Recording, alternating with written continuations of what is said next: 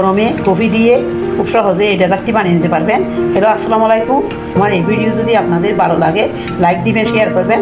এই শরবতটি খেতে দারুণ লাগে, দেখুন কতটা ইয়ামি। এই গরমের মধ্যে সব বাড়িতে সবাই পছন্দ করবে। এবার যাব মূল রেসিপিতে। পাত্রের মধ্যে পানি দিয়ে দিচ্ছি 1 কাপ, কফি পাউডার দিয়ে দিচ্ছি 1 টেবিল চামচ, আগার পাউডার দিয়ে দিচ্ছি আধা টেবিল চামচ, মিক্স করে দিব। চিনি দিয়ে দিচ্ছি 2 টেবিল চামচ। চুলার জলটা জ্বালিয়ে দিয়ে আমি রান্না করে নিব। হয়ে গিয়েছে, এবার আমি নামিয়ে নিব। আপনারা চাইলে মিষ্টিটা আপনাদের পছন্দ মতো দিতে পারেন। আমি নেক্সটে কফি পাউডারটা দিয়েছি, বাজারে যেটা কিনে পাওয়া যায়। এবার নামিয়ে নিচ্ছি। আমি এরকম একটা পাত্র নিয়েছি, এবার চাকনির সাহায্যে সেঁকে নিচ্ছি যেন ফেনাটা না যায়। এবার আমি 30 মিনিটের জন্য ফ্রিজে রেখে দিব। ঘন দুধ দিয়ে দিচ্ছি, জাল করে রাখা। আমি মোট 1/2 লিটার দুধ দিয়েছি। আমি 1 কেজি দুধকে ঘন করে 1/2 লিটার করে নিয়েছি। আর একটু বাড়ানোর জন্য 1/2 কাপ দুধ দিয়ে দিচ্ছি। আপনারা চাইলে কনডেন্স মিল্ক দিয়েও এই ডেজার্টটি বানিয়ে নিতে পারেন। চিনি দিয়ে দিচ্ছি 1/2 কাপ, মিষ্টিটা আপনাদের পছন্দ মতো দিবেন।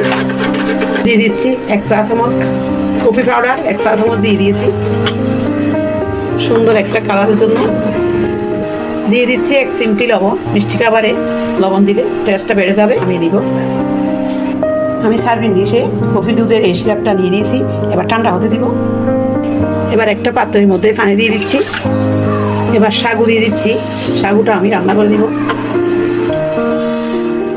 সাগুটা আমার হয়ে গেছে, এবার নামিয়ে ঠান্ডা পানি দিয়ে নিব। এদিকে 30 মিনিটের ভিতর এটা সেট হয়ে গিয়েছে। এবার আমি আমার পছন্দ মতো কেটে নিব। আমি আমার পছন্দ মতো কেটে নিয়েছি। আপনারা যারা কফি খেতে পছন্দ করেন খুব সহজে গরমে এরকম কফি দিয়ে ডেজার্ট বানিয়ে নিতে পারবেন। এদিকে সাগুগুলো কীরকম স্বচ্ছ দেখাচ্ছে দেখুন। ঠান্ডা পানি দিয়ে 2-3 বার করে ধুয়ে দিয়েছি, একটার সাথে একটা লেগে যায় না। আবার সম্পূর্ণ সাগুগুলো আমি এখানে দিয়ে দিচ্ছি জেরিগুলো, কফির জেরিগুলো ঠান্ডা ঠান্ডা এই গরমে শরবত ডেজার্ট সব কিছু করে খেতে পারবেন। ঠান্ডা ঠান্ডা এই শরবতটি খেতে দারুণ লাগে। কফি ফ্রিজের মতো নর্মালে রেখে 2-3 দিনের মতো সংরক্ষণ করে রেখে দিতে পারবেন। দেখুন কতটা লোভনীয় হয়েছে, খেতেও দারুণ হয়েছে। আপনারা একবার হলো এভাবে কফি দিয়ে এই ডেজার্টটি যারা কফি খেতে পছন্দ করেন সহজে এভাবে বানিয়ে নেবেন। আশা করি আপনাদেরও ভালো লাগবে। বরফ কুচি দিয়ে খুব সহজে পরিবেশন করতে পারবেন।